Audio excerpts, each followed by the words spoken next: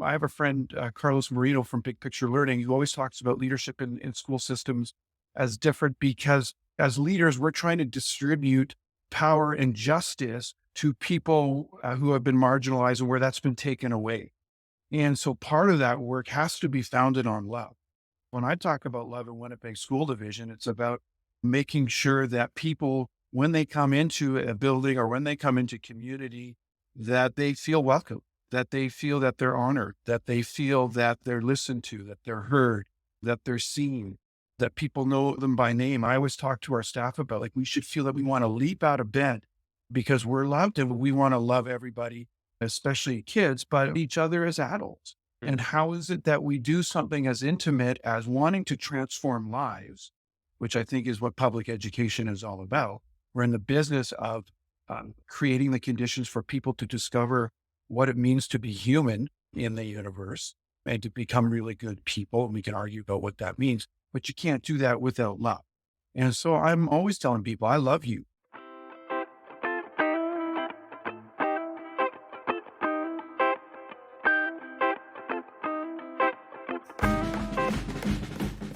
As personal, as humane a profession that education is, using the word love, especially by leaders and superintendents, is not very common.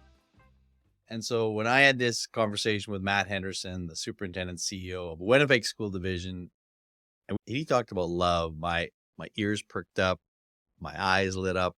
I was just excited because I talk about joy and love is like that's pretty close. And so what an inspiration in this conversation was. We had a pre-recording conversation about what the podcast would be out. And I was fired up after spending time because Matt just launched, right? He wants Winnipeg School Division to be the best school division in the world. And yes, hyperbolic for sure. Things that maybe other people would say, but maybe not. He is bold. He is so bold in what he wants to see from his school division. And listen, I'm sure people would roll their eyes and say as if. And listen, it's monumental. I don't know how he's going to get there, but I feel that he is strongly committed and is the right person to do great things in that school division. So what a privilege it was to speak with Matt Henderson. I've known of Matt for about 12 years. In my very first year working in Discovery Education, I held an Ignite session, first one of many that I did across North America. And Andy McKeel, he and I had connected and he helped organize it. And he says, you should have this Matt Henderson guy. He was a teacher at the time, one of those very thoughtful, impactful 5-minute Ignite sessions. And since that time, he's had a meteoric rise to leading the largest school division in Manitoba. This is good stuff. I think if you listen to this one through, you will be inspired and encouraged, and I hope you just take away from this that this is what leadership can be. So enjoy my conversation today with Matt Henderson. Matt, you and I had a pre-call, and as I said to you after that call, I got fired up because what you shared with me around the priority and what you envisioned for Winnipeg School Division was nothing short of inspiring. So here you are, a brand new first year superintendent in Manitoba's largest school division. What are your priorities for Winnipeg School Division in the next, 5, 20, 10 years? Well, I think, there always has to be a North Star, right? And for me, what I've told folks and what I've committed to is to make Winnipeg School Division the best division in the world. And I suspect some people sort of roll their eyes at that, but I want people from Finland to come to us and say, how is it that you're including every child? How is it that you're engaging every child? How is it that you're decolonizing your schools?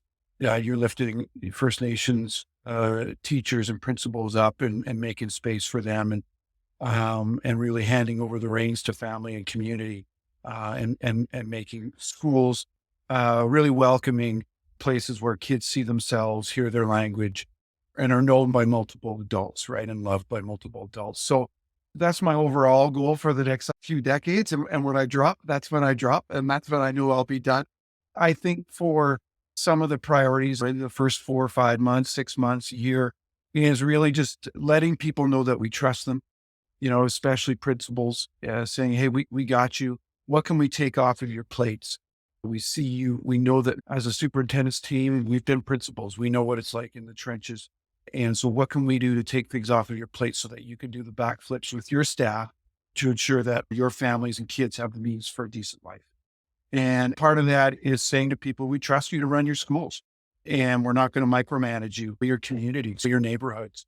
But also, let's come together on the regular to talk about things that matter, to talk about things that we need to get better at. So the priority has been to humanize the division. It's 31,000 kids, 80 schools, and that can be a big machine, I think. And what we've tried to do is humanize it a bit, create families of schools, make sure everybody has their person, people have their people to rely on to call when they're in a pickle. And then we're reading together as a division, either as principal groups or schools. We're engaging in text because I always say as a history teacher, you can't think about nothing.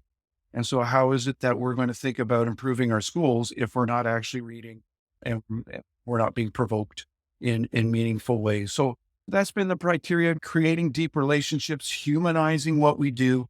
I think there's been about a little bit of a triage about what are some things that we want to stop doing that aren't effective or that may be harmful. We've taken a little stock with that, but for the most part, it's allowing people to have space, to allow people to question things. I have all sorts of staff who email me on the daily basis saying, "Hey, Matt, have you ever thought about this?" And it's like, "Oh, no, I haven't thought about that." Or I try to get into 1 or 2 schools a day, depending on the schedule. And there's all sorts of folks who are like, "Hey, this is something that I think where the division needs to go." And so part of that is just like people understanding that they know there's at the board office that there are people whose ears are open and hearts are open.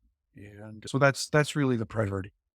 In our previous conversation, you used 3 words I thought were pretty powerful. You said love, joy, and rigor. I've written a book about joy, so I'm pretty comfortable with that topic. But even the word love, it's not something that everyone uses or feels comfortable with. Especially, I mean, it's one thing to talk about the kindergarten teacher loves their students, or not necessarily, but teachers have an affinity, a love for their students because it is obviously a very personal, intimate setting. But when you think about school divisions talking about love, that's pretty bold. Talk to me a little bit about what that means to you when you use a word like that for your 80 schools and your 31,000 students. Yeah. Well, and that's sort of our unofficial motto right now is we always bring in this idea of like love, joy, rigor. One of the things, school divisions and systems are very different, and leadership in those ecosystems are different than say RBC or Air Canada, or not to say that those aren't fantastic organizations, but it's different because I have a friend, Carlos Marino from Big Picture Learning, who always talks about leadership in school systems as different because as leaders, we're trying to distribute power and justice to people who have been marginalized and where that's been taken away. And so part of that work has to be founded on love. And when we talk about love, when I talk about love in Winnipeg School Division, it's about making sure that people, when they come into a building or when they come into community, that they feel welcome, that they feel that they're honored, that they feel that they're listened to, that they're heard, that they're seen, that people know them by name. I mean, I always talk to our staff about like, we should feel that we want to leap out of bed because we're loved and we want to love everybody, especially kids, but each other as adults. And how is it that we do something as intimate as wanting to transform lives, which I think is what public education is all about. We're in the business of creating the conditions for people to discover what it means to be human in the universe and to become really good people. And we can argue about what that means, but you can't do that without love. And so I'm always telling people, I love you. I have deep love for you because of the work you do for kids. Or the same way I would do that with my own children. I tell my kids that I love them all the time because I've got them and I think about them and I'm concerned about them and I have high expectations for them. And so that's where like we can't get into school improvement or improving our classroom practice or even creating meaningful budgets, which is an ideological document and process without fundamentally saying that we love the people that we serve. And so that's part of it. The second part around joy, and that's these two things, like we want to have a blast. Like we want schools to be joyful places where we hear shrieks of joy. from kids and adults where sometimes things will be frustrating. No doubt. But at the end of the day, we want to be leaping out of bed saying, I can't wait to get to work because I'm engaged in this type of fulsome activity with these kids, and I'm in communion with these folks. And then the last piece is around rigor. And we can argue what rigor means, but I always see rigor as cognitive challenge. Are kids and adults being challenged, and is there dissonance created, and are we coming together as community to kind of overcome that dissonance, to sort of say, I never thought about that before. And then now we're engaged in Right. some significant cognitive work. So I think in my experience, when we have those three things, we're creating the conditions for all kids to be included in our schools. And that's when we win. I think it's Malcolm Gladwell who says ideas and dissonance should bring you joy, which it doesn't always. But I really like what you talked about, the idea of coming together, reading together. And I think you didn't say this, but it's thinking together, right? Like that whole part of it. Because I think when you use words like love and again, joy, people need to unpack what that means, because the demonstration of love and what that looks like and even experiencing joy is going to look different for different people. I think we need to create an environment where people can say, well, my love language, or however you want to talk about that, might look different than yours. I might not, because I don't think we're talking about people necessarily who are traditionally affectionate, or that, like, I think there's some images we have about what love looks like and feels like. But I think it's an interesting conversation to have, because I think what we want to see is love being manifested in all of those ways that each of us can do, based on who we are and what our strengths are and what our skills are. But I think it's one that you can't throw the words around unless you take the time to unpack what that means. And so that everybody says, like, love, the way that Matt shows love is different than the way the caretaker shows love or whatever, but it's all part of it. I don't know if you're how far down the path you're early in this game, but where you see kind of that continuation of these conversations happening throughout the division. Well, part of it is like language is powerful, right? In positive ways, but can also be used for, as we know, in dubious ways. And I think I'm pretty intentional about some of always about the language that I use to to get people thinking. I use the term love because one, that sends a signal about what my priorities are in terms of public education, but also what my teaching stance is. As a teacher, whether it was in grade 5 or grade 12 or whatever, when I came into communion with kids, it was all predicated on that I love you all. Like I've been entrusted with, your parents and your families have sent you to me, and I will care for you the same way, that as much as possible, that your parents care for you and that I care for my own kids. I will show you that same love. Now it's different. Like the relationship is different Yeah, between my own children, of course, sure. but to me, it's a signal to sort of say, we need to ensure that we have that kind of care and we have that kind of passion for the precious lives of children. If we are indeed serious about teaching them things that they have never encountered before. And we all, you and I, Dean, can talk about and the stories of those teachers who have had significant impacts on us. And it is because they had, first of all, they were experts in their subject areas and they were passionate and they were zany, but they also had high expectations, but we also felt care from them. And that we knew that they showed up every day with tremendous amounts of love and passion for all of us. And they weren't just going through the motions. So I think, that's why I sort of say that's where we have to begin. But I also know that in the world today, there's lots of folks who don't feel loved. And there's lots of our kids who That's don't right. feel that they have that type of laser focus from adults who are saying, I believe in you. I think you're going to be successful. I got you. You're my kid. Yeah. And I think that it's our responsibility. The onus is on us as adults in public education to begin with that before anything else. Well, if you can set that foundation, I don't want to say the rest comes easy, but it comes way easier, way easier if we can get that part of it right. And that's been my contention that today more than ever, like that's a prerequisite for being part of a learning community is you've got to have that disposition of love and care. I don't know that we've always expected teachers to have that. I think we've been fortunate. We had teachers that did, but I don't think everybody did. But I think now that's pretty critical that we have that.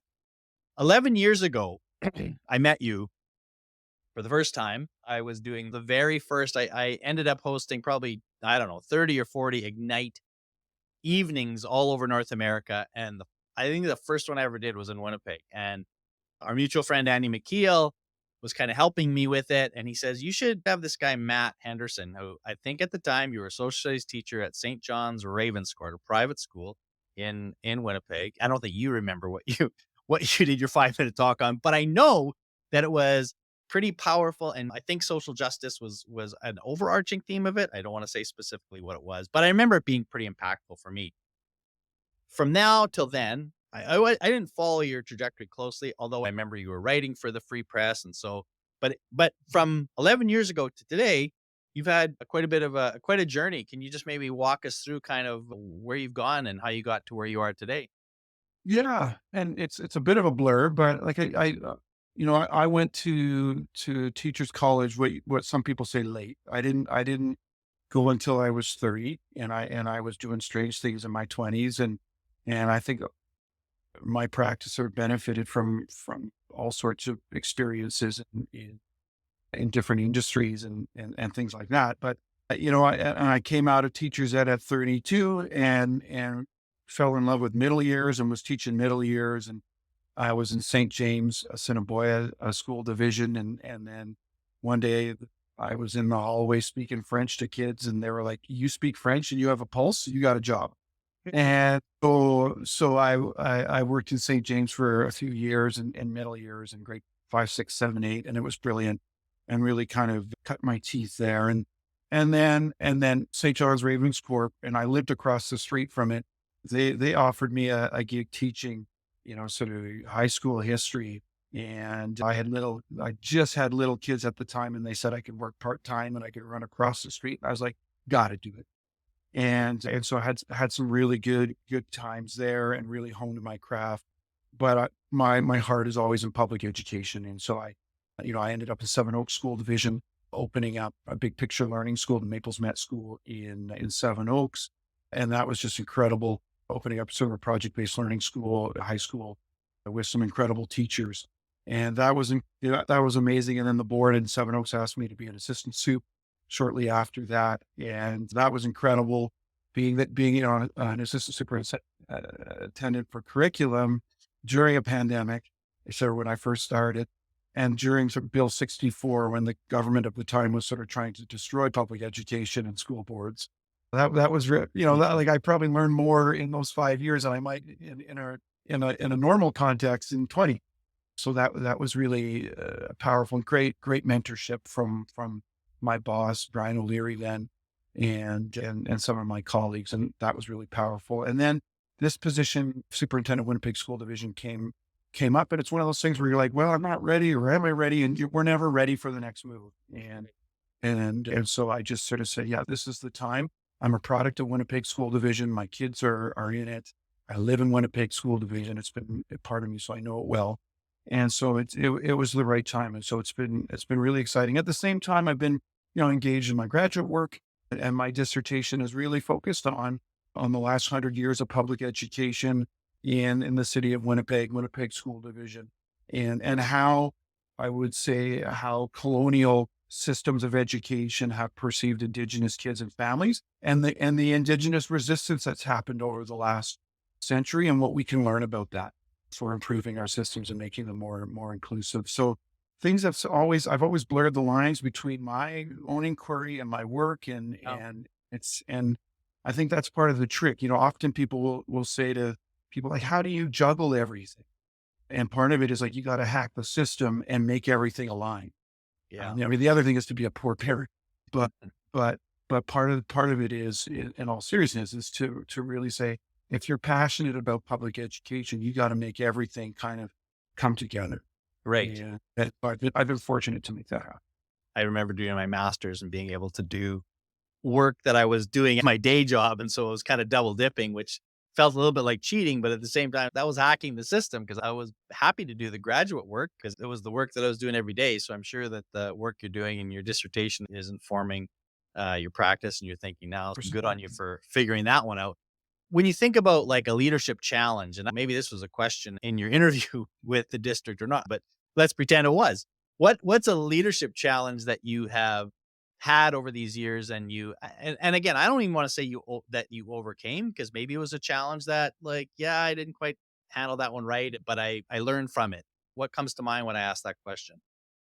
Well, there's things that come to mind with that. One is that, the central thing is how do you manage change, right? Because you always want to come in and look at things and say, what are we doing that is working really, really well?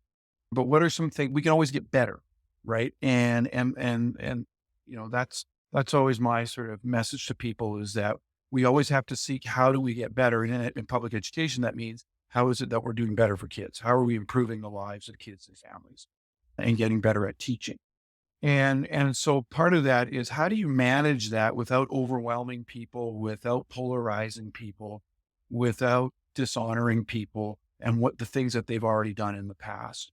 And surely I've made mistakes, as a young principal building a school, I had a big ego and I wanted to move quick and probably move too quickly. And I had some good teachers who were like, buddy, you need to slow down and you need to be mindful and watch your manners. And it was like, yep, you're absolutely right. And so part of that, there's a bit of vulnerability there that I think is important. So, number one is just really kind of understanding what is it you want to change, why, and then bringing people along with that. One of the things that I always like to do is sort of plant seeds and some of that is through language, but just to get people thinking about what are the things that we do, what are the things that we take for granted that we're not necessarily thinking about. Is there a taken for grantedness of our practice as either a school or a school division? And maybe we should question some of these things. And sometimes that's really healthy to do. But at the end of the day, you can't do that unless people trust you, right? And unless people know that, what I find in public education is if people don't think that you've been in the trenches before, if people don't think that you've got your teaching chops, that's pretty hard to overcome.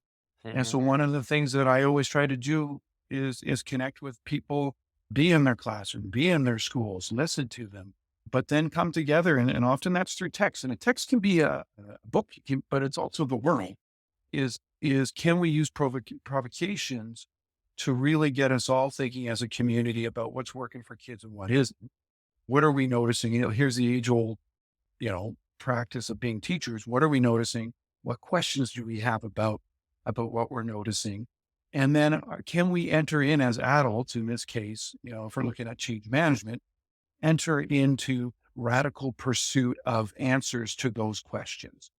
And if we're building a sort of a critical mass of folks, say Winnipeg School Division, who are like, yeah, actually we've been thinking about this for a while, or we've never thought about this, but we've got some questions about this and we're pursuing answers to these questions, then I think we're in a really good place to improve things for kids. One of the questions might be, we might notice that, wait a second, where we tend to suspend certain kids. We're sending a message to kids that you cannot be part of community when you make a mistake. And so part of the, this is just an example, but it might be like, let's unpack what we just said there. A child makes a mistake, right? Maybe pops another kid. And we say to a kid, well, because of that, you can't be part of the community. What message are we sending to that child, to the child that's hurt another child? We're saying you can't. And so when we tell a kid you can't be part of community, that can actually be quite damaging. Maybe what we need to be telling the offender is actually you need to be part of community even more and careful what you wish for, kiddo. Right. And so like those are some of the types of inquiries that we're trying to plant seeds around is just about the taken for grantedness of school. That whole idea, like, why do we do this? Well, we've always done it this way. Right. Okay. But you can't enter into those types of conversations without a relationship, without Yeah. trust. And it doesn't take long to create relationships, a professional relationship. If people, if you can sort of let people know that you're coming from a place of love, that you're coming from a place of respect, that you are coming with a similar experience to say, hey, I've been a teacher, I've been a principal, I've been Yeah. in a board. I get it. I get the pressures you're under. Okay, let's get that out of the way. Let's talk about the things that we're noticing and wondering. I want to hear from you. So I think that's been, through all my leadership experiences, that's I've learned to do that well through mentors, through trial and error, through a whole bunch of mistakes and a whole bunch of mea culpas, and people being very gracious with me and loving and saying, hey, let me educate you about who I am and who my school, what my school is all about. So I Yeah. think that's been a really painful process for me, but also really, really valuable. Well, and it resonates with me. Couple of things. One is, my time in the classroom in the district. I always felt like sometimes when I would come and work with other school divisions or teachers that, well, I don't have the cred of being part of your school division. But I tried to flip that and say, but I can be those outside eyes and see what you don't see, right? Like as you're speaking about, we do things the way we've done things, and it's just difficult when you're and there's no other profession I know that's as insular and isolated as education. I mean, there's teachers who they don't know what's happening in the classroom across the hall for them, let alone another school in a district, let alone another school in the province or another part of the world. So it's just difficult for professionals to really have a great grasp of there might be a different way of thinking of things. And so I think for you to come in and help be part of that provocation, not to tell people you're doing it wrong, because that never works. But what does is like, how might we think about this differently? You can play such an important role that. And the second thing that you mentioned that I just said, I framed it this way. You talked about text and the role of text. And I think the power of text as what I might think about as a social object is that it's a bit of a neutral in the game, right? You didn't write it. They didn't write it. Somebody else wrote this. Somebody else has some ideas. Let's explore this together. So there's less of a, like you don't have to believe this person. I don't have to, but let's see if there might be something there together. Let's explore this together. I think that's where text becomes a really powerful. So we can gather around this, as you mentioned before about your principals reading together. I think that's sort of the hidden power of this, is that we don't have to necessarily agree with everything that's said here. That's not the point. But if it helps us, if it sparks some thinking, if it awakens something in us that just that idea, I hadn't thought about that before. I think you're on a path to doing something interesting, right? Like I hadn't thought about that before. I feel that one of the challenges that we face in education, like we know stuff just takes so long. It's because if you're a classroom teacher, you can go a long time without having the opportunity to have those kinds of thoughts and conversations because you've got a really hard job and you've got a really demanding job where, like, listen, buddy, I've been in my classroom all day and I got to go home and plan and prep. I don't have time for other things. And so there's a real craft in trying to create an environment where not only they find time for those conversations, but it's in an inviting way that it's not about me pushing anything on you. It's about, might we be able to gather together to have something? Because deep down, I know teachers want to do this. This is something everybody wants. It's not just teachers. It's, we school systems are part of many adults, right? But part of that is, I think we want people to come to a community to engage in a text or whatever it might be, because it fills them up. And part of what we have to do, I think, in Winnipeg School Division as a superintendent's team is then say to principals and schools is, what can we take off your plates so that you are coming into a learning community where you are being rejuvenated through ideas and through cognitive challenge. And it's like, oh, right, this is what I need. So it's not an add-on because we've been able to take some of the air out of the tire. And we can do that in a number of ways, right? We can reduce the amount of sort of top heavy stuff that we put on schools. We can reduce class size. We can, like, what I tell people all the time is, we're the adults, we make up the rules. And so we can design schools in any way we can. Now, we have some boundaries, like we have limited resources, they're finite, but but we have a lot of them. And so we can leverage them. So how do we do that in a meaningful way to connect adults together, to find their people, to ask significant questions? And at the end of the day, to watch each other teach, because we know that's what's going to improve practice is when teachers watch each other teach and provide each other with feedback is when we see transformation happen in practice.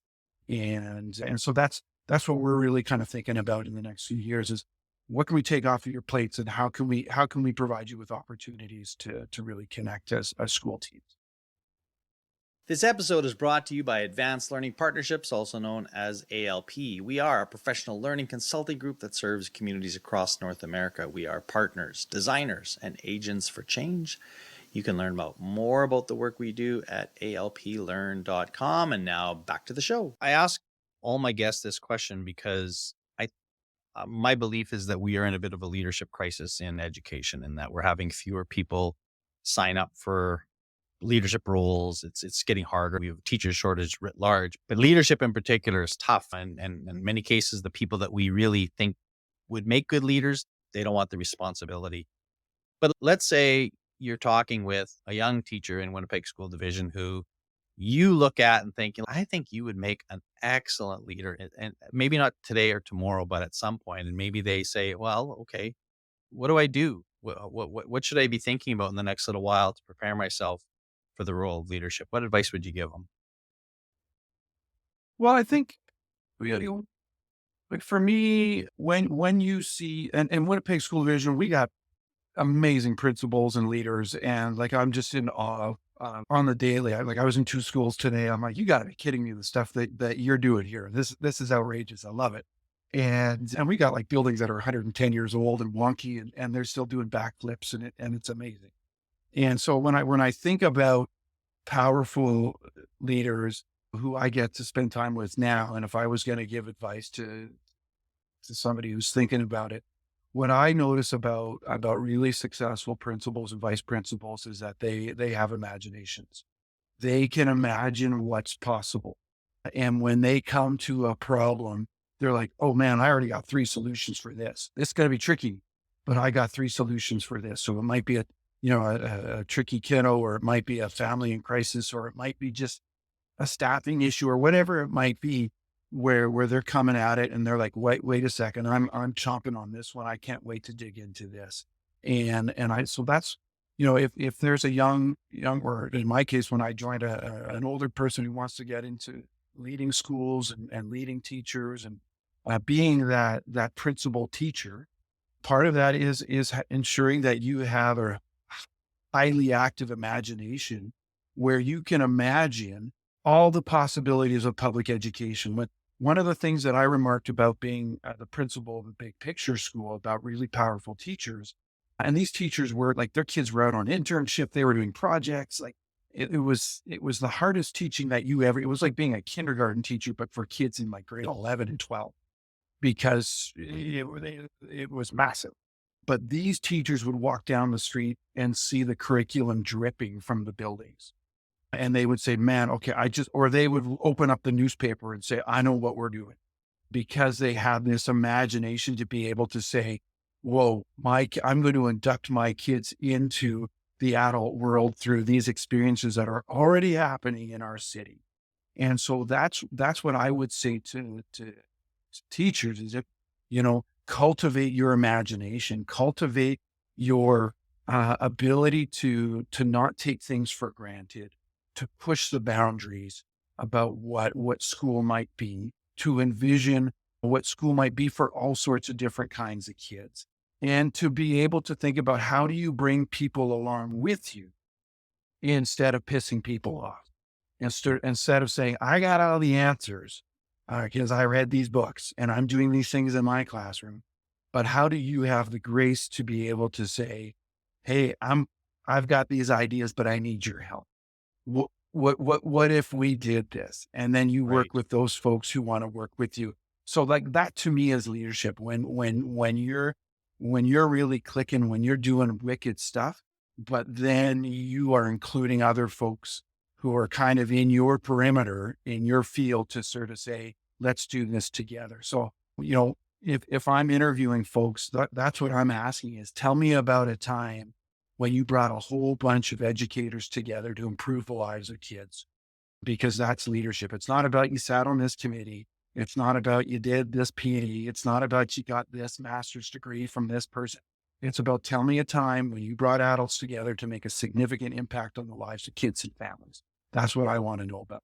Tell me when you changed, that group of adults, you changed their practice because of you, not in spite of you, but because of you. And then as a group, you radically transform the lives of kids. Like that to me would get me fired up. That's amazing. That's excellent advice.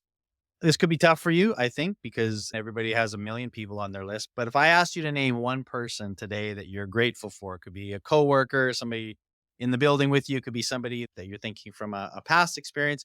Ideally, I'd love it to be somebody that might listen to this at some point and hear their name and go like, "Oh, that was nice that Matt mentioned me in this one." So here's your chance. Who are you going to be? Who are you going to give a shout out today? Somebody that you're grateful for.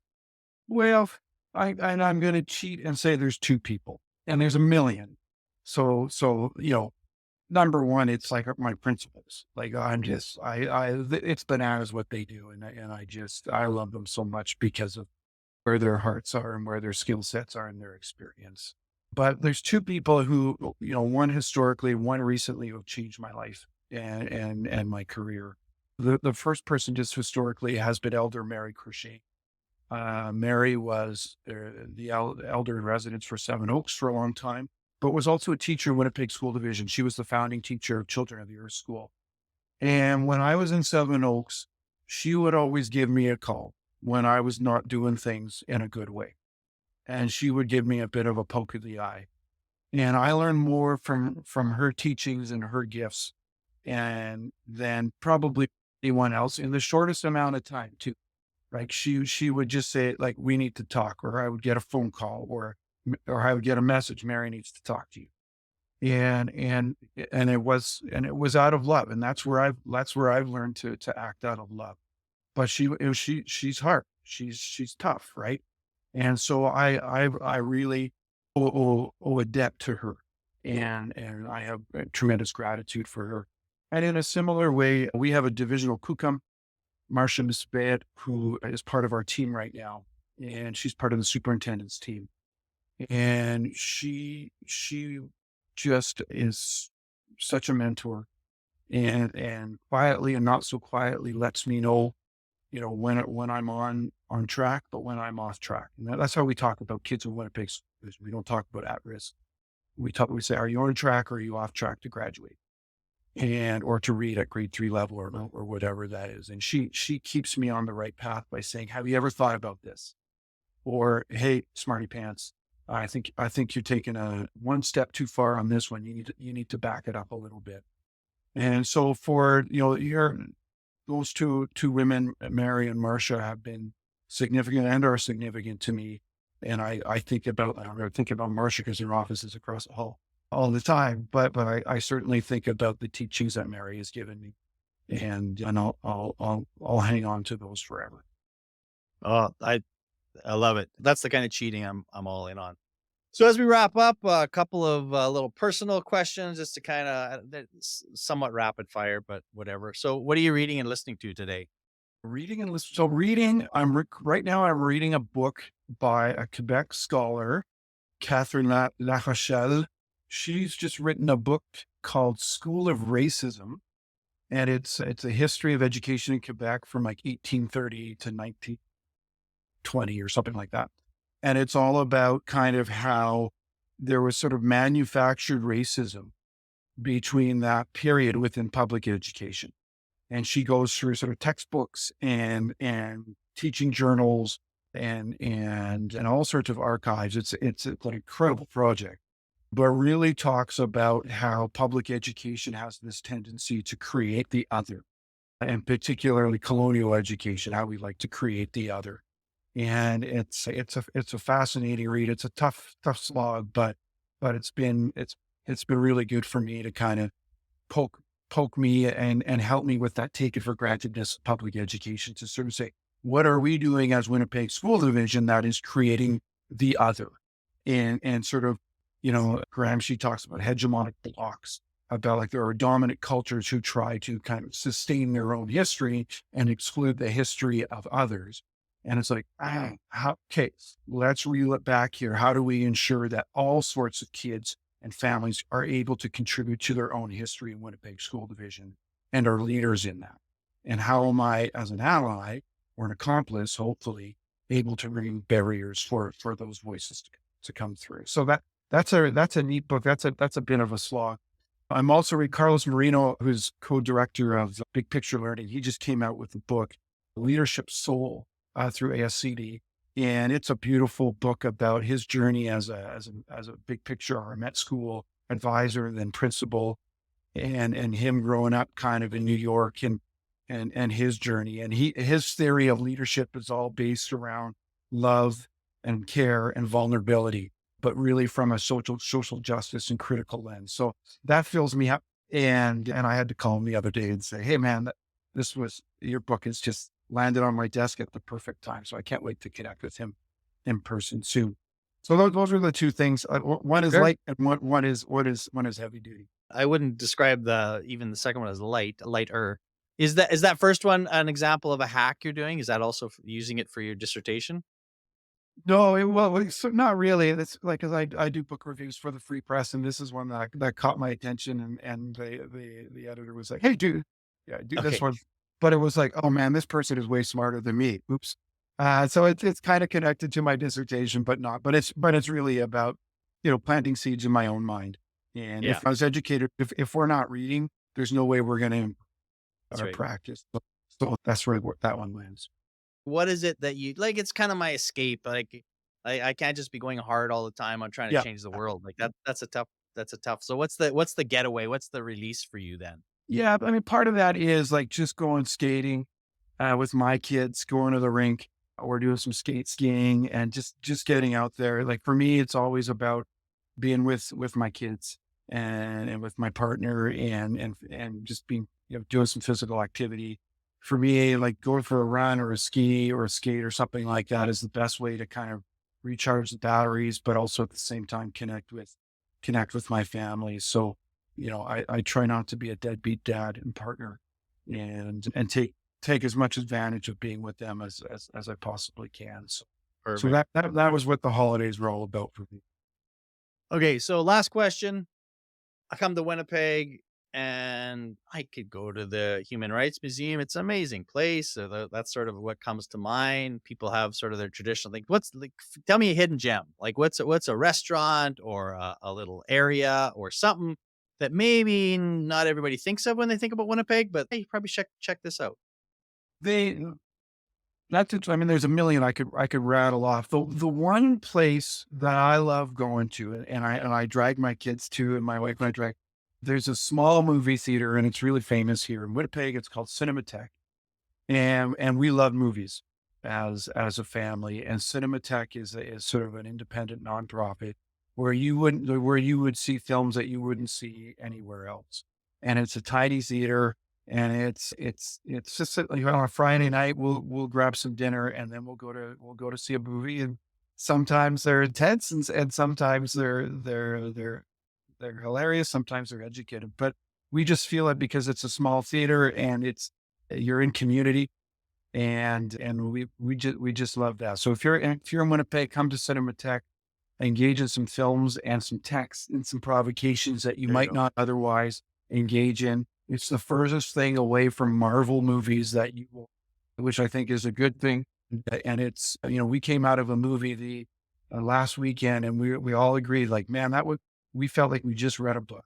Okay, And what was now this can be your question of what you're watching. What was it? What was the name of it? it was Anatomy of a Fall, which just won a couple Golden Globes, but it's a French movie it was sort of a murder mystery movie located in the Swiss Alps. Yeah. And it was really, really good and really well. Like when you expose kids to really good art and you're able to debrief about it and say, what did you notice about the acting? What did you notice about this? Now you got kids really kind of thinking in sophisticated ways. So, and adults. And so you know, anybody coming in, go to Cinematheque, grab a bite in the Exchange District. And because that's a real gem, that neighborhood unto itself. Fantastic. Matt, this was great. I appreciate your time. And I would love us to stay in touch because I want to watch and I want to be able to point people from Finland and wherever else to go to Winnipeg School Division because you need to know what's going on there. So I know you're going to have great success on that path. And so I wish you well. And I thank you for your time today. Yeah, appreciate it, Dean. And don't be a stranger. And yeah, if anybody wants to come to Winnipeg School Division, hang out, where our doors are open.